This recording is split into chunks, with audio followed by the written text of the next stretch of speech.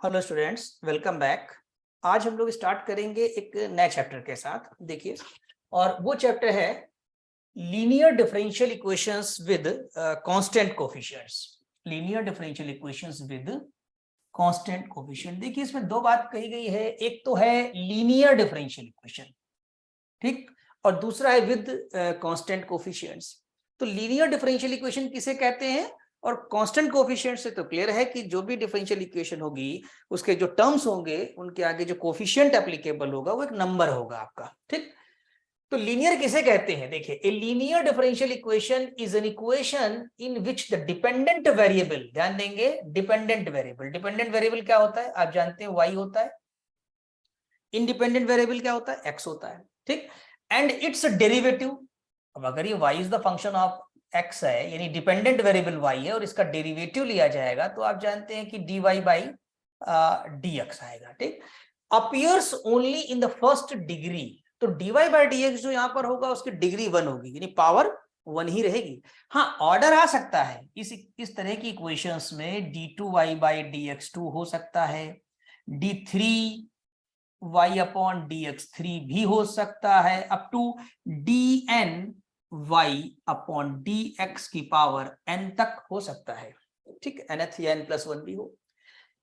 लेकिन क्या नहीं होगा? फर्स्ट डिग्री रहेगा, डिग्री इसकी एक से ज्यादा नहीं हो सकती, यानी dy बाई dx का होल स्क्वायर नहीं आएगा, dy बाई dx का होल क्यूब नहीं आएगा, dy बाई dx का या d2y अपॉन dx2 का होल क्यूब नहीं आएगा, ठीक, पावर नहीं आएगी। तो लीनियर डिफरेंशियल इक्वेशन आप समझ गए विद कांस्टेंट कोफिशिएंट। अब जब इक्वेशन लिखेंगे तो उसके कोफिशिएंट्स भी आ जाएंगे। तो linear differential equation of order n of the form, ये लिखते हैं dny अपॉन dxn, यानी nth डेरिवेटिव, फिर n-1th डेरिवेटिव, लेकिन a1 देखिए लगा हुआ है इसमें कोफिशिएंट, ये a2 है आपके पास, ठीक, और ये up to an-1 dy by dx, और ये कांस्टेंट y। ये एक्चुअली डिफरेंशियल इक्वेशन जो है वो आपकी ऑर्डर n की लिखी हुई है, linear differential equation with constant coefficient of order n कहेंगे, ठीक।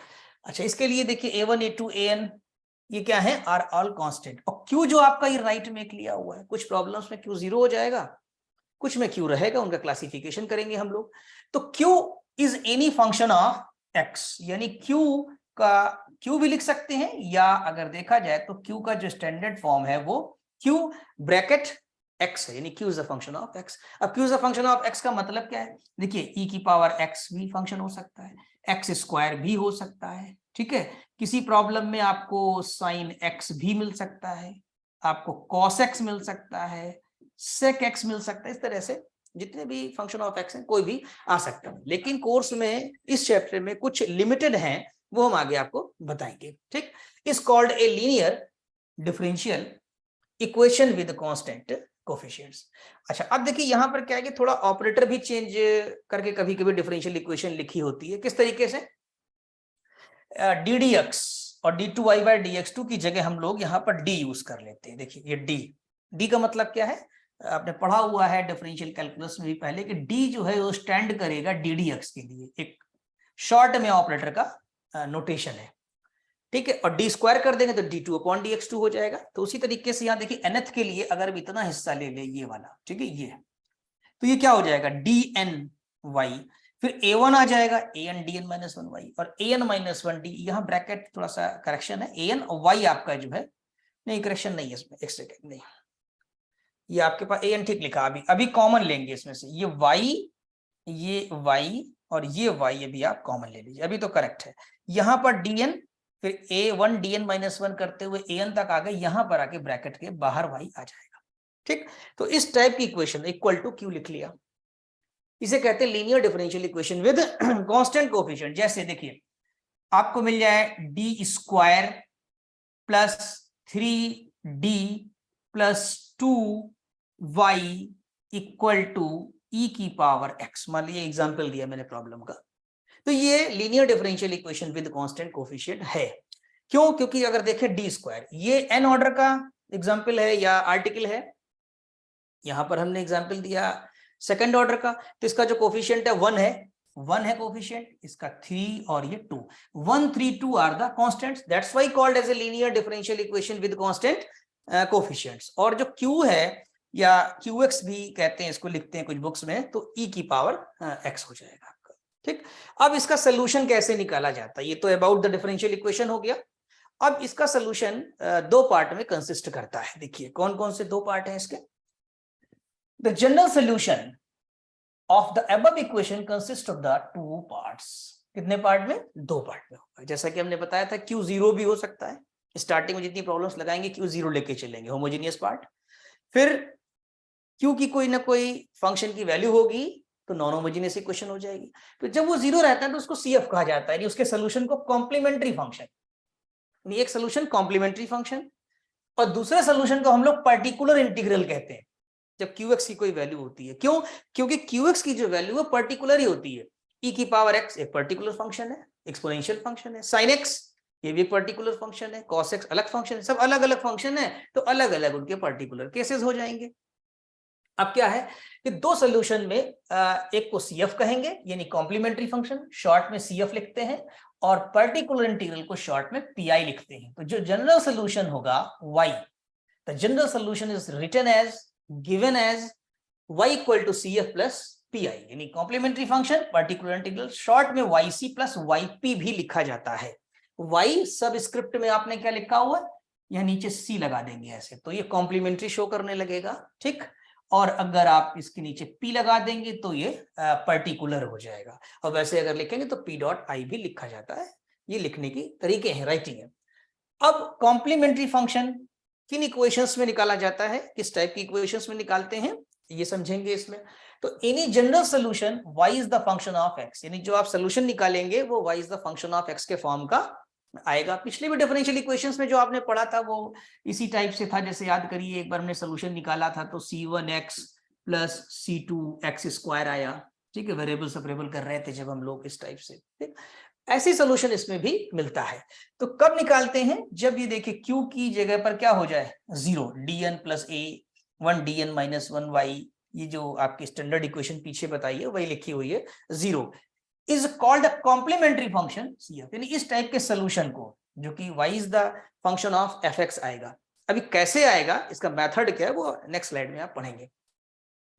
CF की एक खास बात होती है कि कॉम्प्लीमेंट्री फंक्शंस में जो आर्बिट्रेरी कांस्टेंट्स हैं वो उतने आते हैं जितने ऑर्डर की हमारी डिफरेंशियल इक्वेशन होती है। जैसे अभी पीछे एग्जांपल दिया था मैंने डी स्क्वायर करके, तो सेकंड ऑर्डर की इक्वेशन है तो दो आर्बिट्रेरी कांस्टेंट आएंगे, तीन है तो तीन आ जाएंगे, इस तरीके से। तो number of arbitrary constants will be as the order of the differential equation. तो ध्यान दीजिए CF contains as many arbitrary constants as is the order of the given differential equation, जो डिफरेंशियल इक्वेशन का ऑर्डर होगा। ठीक, एक बात तो ये समझ में आ गई। निकालने का मेथड अभी हम लोग सीखेंगे। अब एक होता है पर्टिकुलर इंटीग्रल। पर्टिकुलर इंटीग्रल क्या है, solution of the equation this, यानी यहां पर ये पूरी इक्वेशन जो पीछे भी आपको स्टैंडर्ड हमने इक्वेशन बताई वो एक बार फिर से राइटिंग कर ली, dn plus a1 dn minus 1 up to an minus 1 dn plus an, bracket के बाहर y रहेगा, ये बात ध्यान रखिएगा हमेशा, equal to q, where q is any function of x या सम फंक्शन ऑफ x, कुछ भी लिख सकते हैं, which does not contain any arbitrary constant. Particular integral की एक खास बात है कि पर्टिकुलर इंटीग्रल में कांस्टेंट नहीं आता है। जब इसका मेथड लर्न करेंगे तो आप पाएंगे कि उसमें कोई भी आर्बिट्रेरी कांस्टेंट नहीं आएगा, आर्बिट्रेरी कांस्टेंट केवल CF में आता है। ठीक, और इस सोल्यूशन को हम लोग कहते हैं called particular integral, that is called the PI। अब method of finding PI is different in each case, ध्यान दीजिएगा, इन ईच केस, यानी कई केसेस होंगे इसके। According to function Q, according to function exponential है कि ट्रिग्नोमेट्रिकल है, साइन एक्स है, या एल्जेब्रिक है जैसे एक्स स्क्वायर है, इस टाइप के। So we shall study to calculate PI in details for each cases later in the chapter. यानी पहली एक्सरसाइज होगी वो आपको कॉम्प्लीमेंट्री फंक्शन की प्रॉब्लम्स की है उन्हें सॉल्व करना होगा, और सेकंड थर्ड जैसे एक्सरसाइज आती जाएंगी वो धीरे धीरे पर्टिकुलर इंटीग्रल्स को कैलकुलेट करना आपको सिखाएंगी। तो देखते हैं मेथड कि CF कैसे निकाला जाता है। ठीक, तो देखिए working rule to obtain CF को कैसे ऑब्टेन करें। We equate the left hand side of the equation to zero. ध्यान दीजिए लेफ्ट हैंड साइड, वो जो Q वाला पार्ट है वो जीरो है प्रॉब्लम में तो ठीक, नहीं है और CF निकालना चाहते हैं तो QX की जगह पर हम जीरो कर लेंगे, QX को थोड़ी देर के लिए अवॉइड कर देंगे, मतलब नई इक्वेशन बनाएंगे। इक्वेशन जो दी हुई है CF निकालने के लिए late us right the equation करके और इक्वल टू 0। अभी आएगा नेक्स्ट एग्जांपल में, देखिएगा।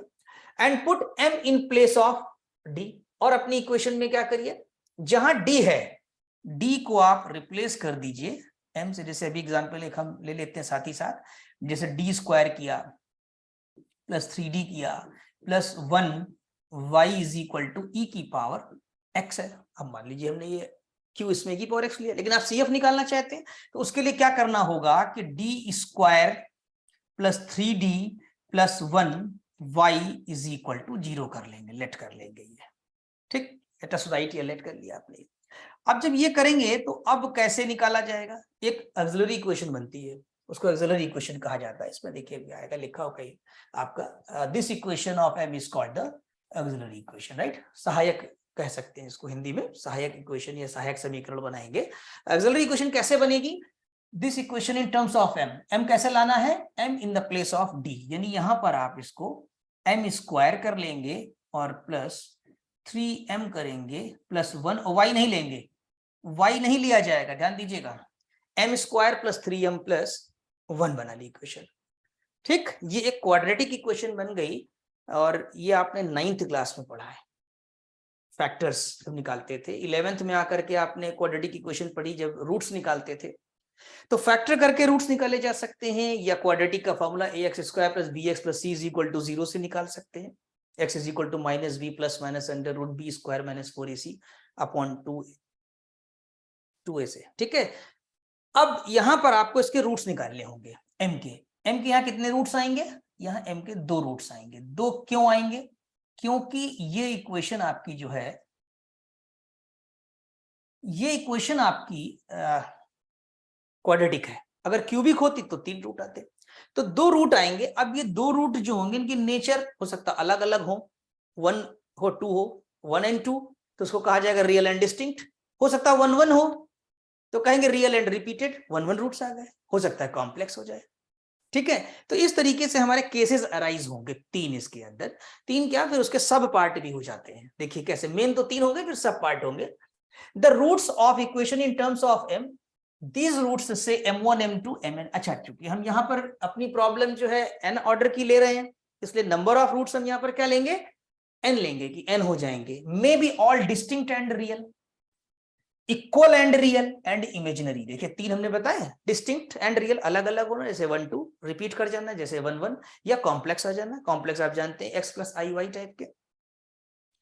तो when roots are distinct and real, if we obtain the roots m1 m2 m3 mn from auxiliary equation which are distinct, अलग अलग हैं, and real हैं, then CF corresponding to these roots is written as। अब सब m1 m2 अलग है, जैसे 1 आ गया, 3 आ गया, 6 आ गया, 9 आ गया, 11 आ गया, कोई रिपीट नहीं कर रहा है, तो आप डायरेक्टली CF लिख सकते हैं, which is also y, which is also yc, ठीक है। yc is equal to y is equal to CF, c1 e की पावर m1x, फार्मूला याद कर लेंगे। इन्हीं फार्मूले से आपको प्रॉब्लम सॉल्व करनी है। प्लस C2 e की पावर m2x प्लस इसी तरीके C3 e की power m3x up to Cn e की power m1x, where C1 C2 Cn are the arbitrary constants. ये आपके आर्बिट्रेरी कांस्टेंट्स हैं। तो ये तब है जब रूट्स आपके रियल हैं और डिस्टिंक्ट है अलग अलग, तब CF ऐसे लिखा जाएगा।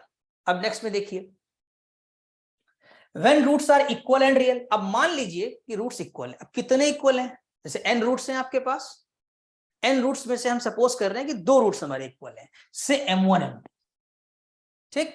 या मान लीजिए कि कोई प्रॉब्लम 3rd ऑर्डर की है, उसमें आपके पास ये आ गया 1 1 2, तो 2 रूट्स हो गए। क्योंकि 3rd ऑर्डर की है, 3 रूट निकलेंगे उसके।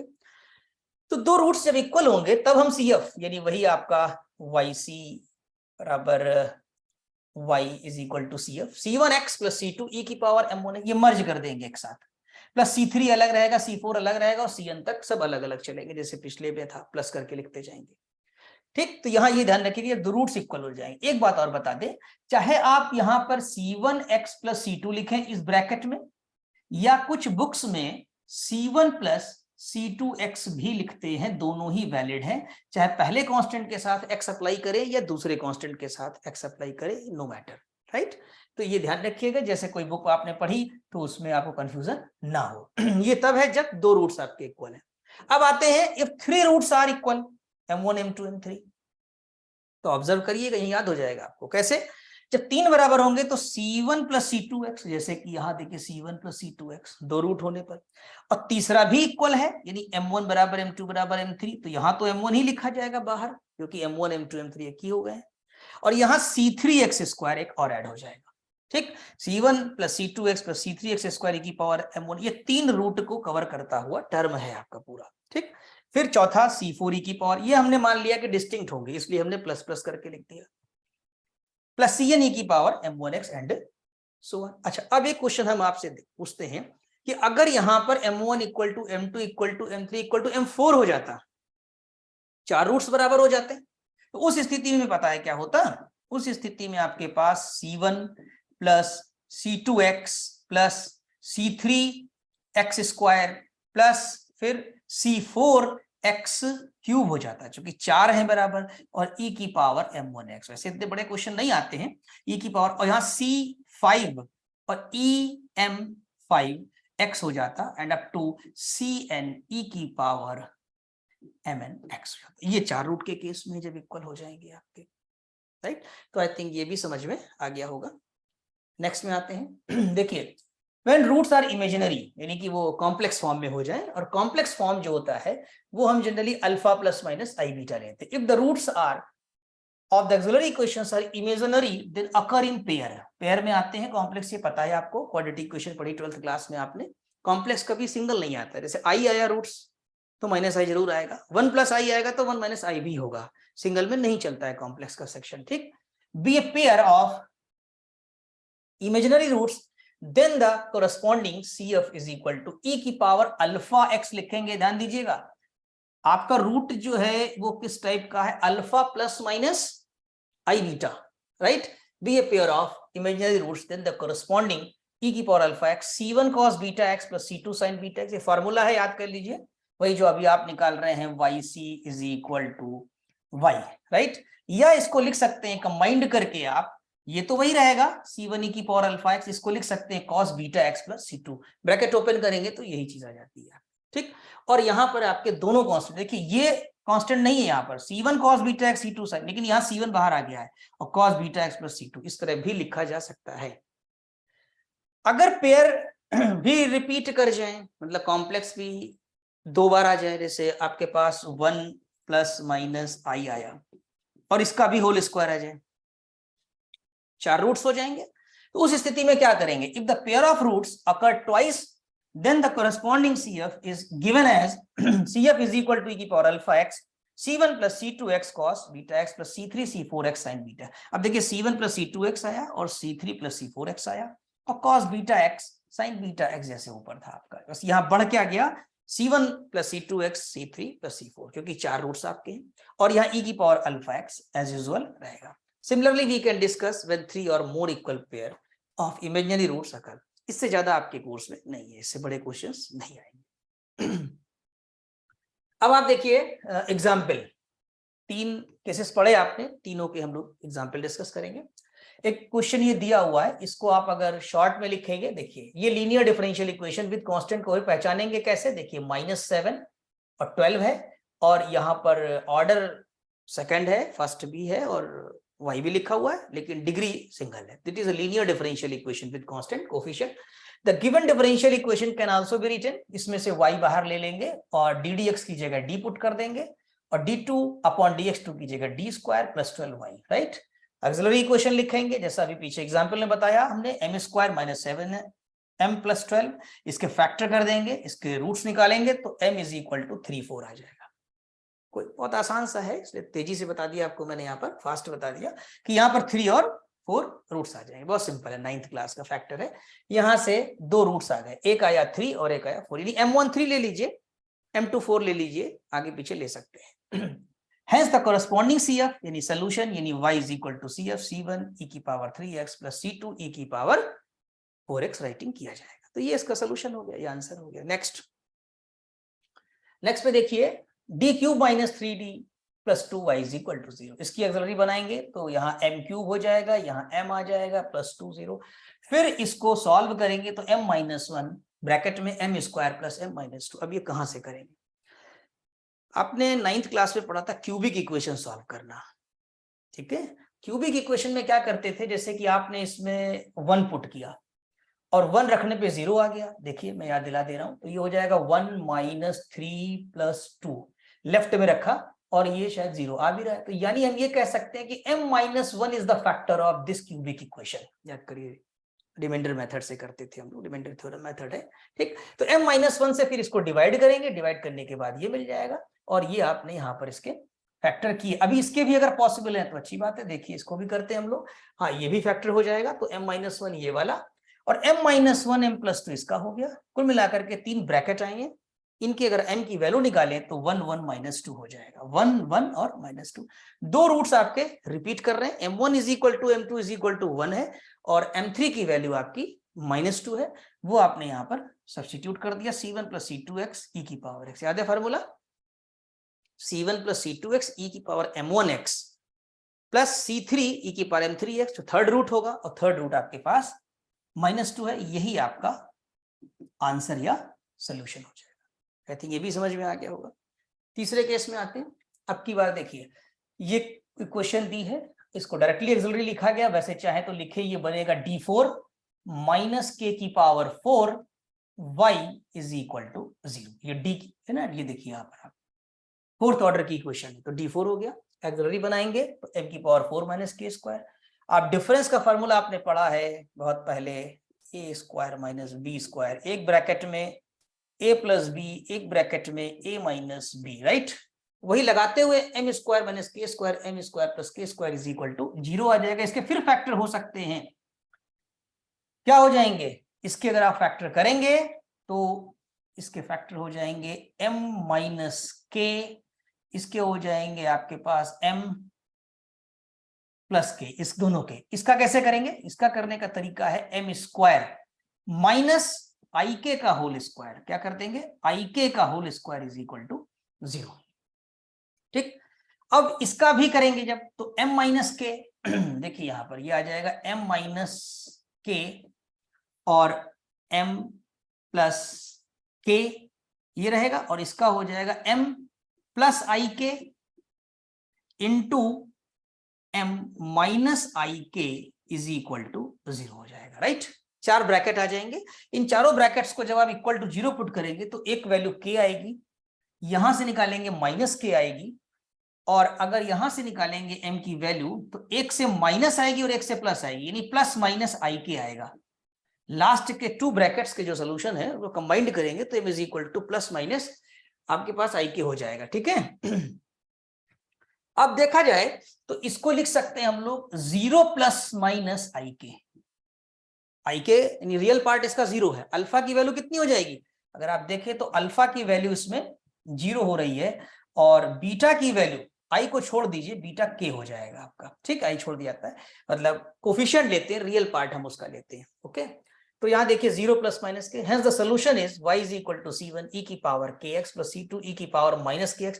ये दो जो है डिस्टिंक्ट हैं, दो जो है वो रियल एंड डिस्टिंक्ट रूट्स हैं, तो केस 1 लगा दिया हमने यहाँ जहाँ रियल एंड डिस्टिंक्ट है।